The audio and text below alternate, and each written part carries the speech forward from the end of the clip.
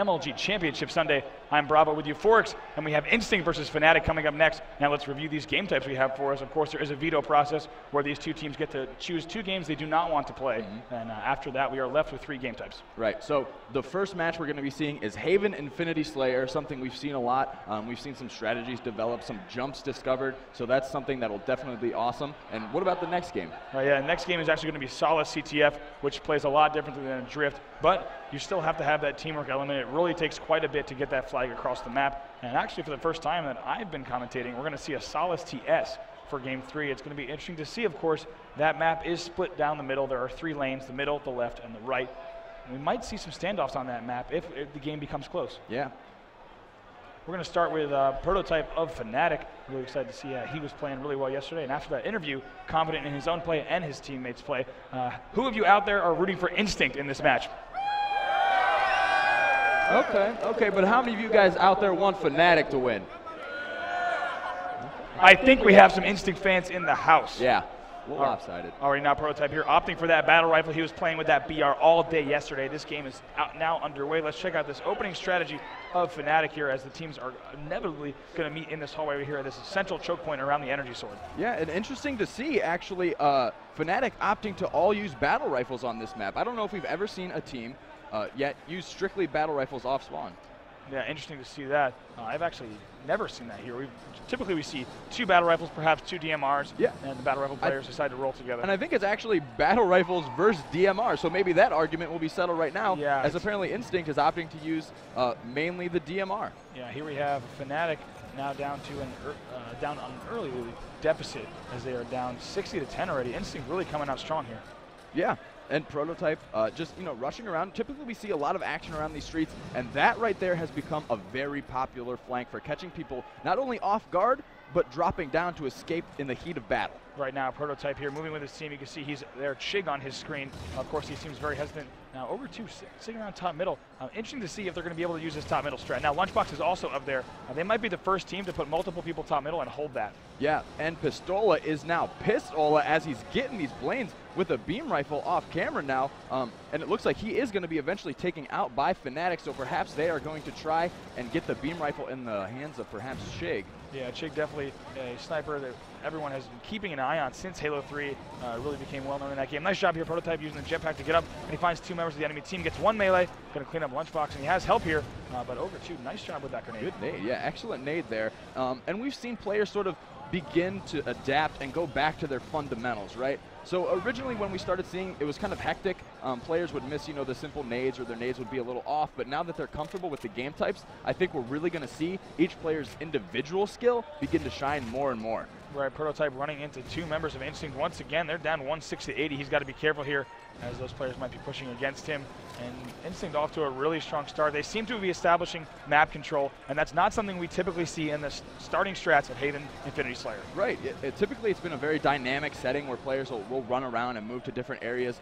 But Instinct doing a great job of making Prototype run away and be in a bad position. Does catch a nice break with a guy 1-shot there, but he's not really in a great position or around his teammates so much right now as I'm sure he'd like to be. Right, cleans up that kill on Lunchbox. And check out this area he is right now. It's pretty much essential if you want to be able to move up and down this area. I think that's one reason alone, Euphorics, to choose the jetpack is to be able to jump up into that area and clean up kills. We saw him earlier jump up and able to grab 2 kills for his team. Now he finds Ogre 2 with an overshield, and obviously he's not going to be able to run through that. Yeah, it looks like he is going to head back to his teammates, maybe try and get a flank there, and I'm sure he called out that overshield, so his team will try to focus it down now. And Instinct just, Fnatic was catching up a bit there, but Instinct now with 220 points are taking another big lead. All right, let's jump on board with someone on Team Instinct. We can see what they're up to. Here we have Pistola. They're up 230-140, a nice commanding lead here, opting for the bolt shot jetpack DMR. Now switches out for the BR, though. We'll see what he's able to do with this weapon. It'll be interesting to see Pistola, a player who obviously got his start back in Halo 2 free-for-all, placing very high at that first free-for-all he attended in Charlotte 2007. Obviously very familiar with the battle rifle, of course, has won many, many Halo 3 events. But now, again, switching for the DMR, so maybe he's comfortable with both weapons here, Euphorics. Yeah, and I'm sure players like this, maybe will find, different situations. That's something I've yet to see. Really nice job. They're hiding in a little spot in the rafters. Had that grenade hit Pistola, Russo would have been able to jet back down, or a teammate could have helped him there. So it's almost akin to a hard light shield, a nice bait and switch. Yeah, and Pistola about a quarter of the way away from getting his ordnance as we switch over to Lunchbox, who's got a beam rifle in his back pocket, I believe, and is also nearing ordnance. So he could be a very big threat coming up, depending on what his personal ordnance will drop. And a nice job there with that beam rifle kill. And he hits 2, wow. And he gets that double. Of course, his ordnance is now ready. Wouldn't be surprised if it was an overshield on that right option. Does not call it in just yet. It's probably a good idea now that he has his shields down. Might get taken out. Good that he didn't call that overshield down. Yeah. Although a teammate could have grabbed it, he'll be able to reevaluate here his strategy. They're up 340 to 220, so he can pretty much use this overshield and then push in to really get even more of a lead. Yep, and there he goes, picking up that OS.